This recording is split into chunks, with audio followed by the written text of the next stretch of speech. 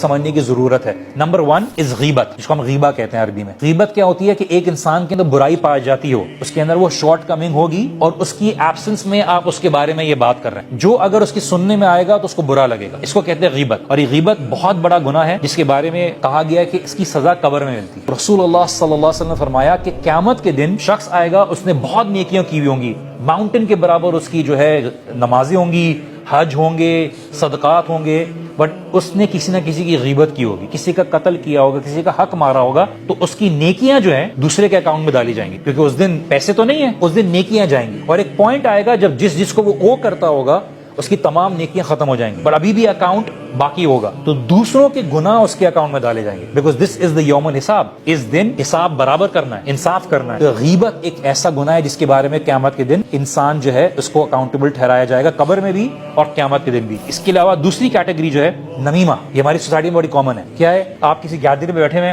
کسی کا ڈسکشن چلا کہ فراز یا احمد کے بارے میں لوگوں نے باتیں شروع کی، تو پتہ ہے اس نے بڑا لون لے کے گاڑی کو سوپڈ اپ کرایا ہوا ہے، وغیرہ وغیرہ کرایا ہوا ہے. Everybody started laughing. اب آپ نے کیا کیا؟ اس میں بیٹھا ہوا ہے احمد گیا ہے اور احمد نے فراز کو بولا کہ تمہیں پتا ہے تمہاری ایبسنس میں فلاں ایسی بات کر رہا تھا. اب دوسرے کے دل میں دوسرے کے بارے میں برائی آ گئی. اس نے کیا کیا؟ ایک آلریڈی گناہ ہو رہا تھا غیبت کا، اب اس نے اس کو جا کے یہ غیبت کا جو ہو رہا تھا اس کو بتا دیا، جس کا کوئی بینیفٹ نہیں تھا. بینیفٹ ان سینس آپ بولتے یار be aware of this guy, don't trust this guy, یہ الگ بات ہے. لیکن آپ نے وہ باتیں جو ہوئی ہیں اس کو بتانا شروع کر دی. یہ نمیمہ. رسول اللہ صلی اللہ علیہ وسلم فرمایا کہ نمیمہ کرنے والا جنت میں داخل نہیں ہوگا. تیسرا ہے بہتان، جو ہم نے بات کی، کسی کے بعد جھوٹا ایکوزیشن لگانا. ہماری سوشل میڈیا، ہمارے میگزین، ہمارے نیوز چینلز، یہ سارے اس گناہ کے اندر انوالوڈ ہیں کہ ہم ایک بات کو، سنی سنائی بات کو آگے پھیلاتے ہیں. تو ہم آگے پھیلاتے ہیں کسی کے بارے میں وداؤٹ کنفرمنگ، اور سوسائٹی بہت انجوائے کرتی ہے اس کو. دس از دا ویری ریزن ہماری سوسائٹی میں یہ باتیں پھیلتی ہیں. کسی کا بھی کیریکٹر محفوظ نہیں، کوئی بھی محفوظ نہیں. آپ جس کے ساتھ بیٹھے ہوئے ہو